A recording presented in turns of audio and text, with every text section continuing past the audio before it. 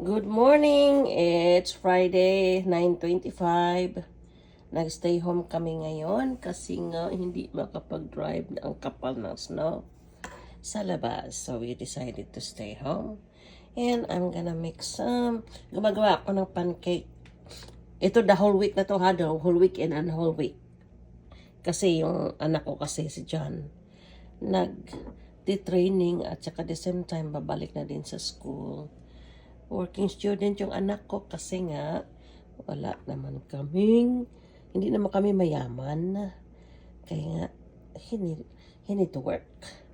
Trabaho siya at the same time, going to school.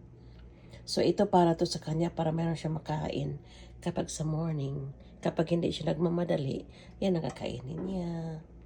O sige na, kay tapusin ko muna to.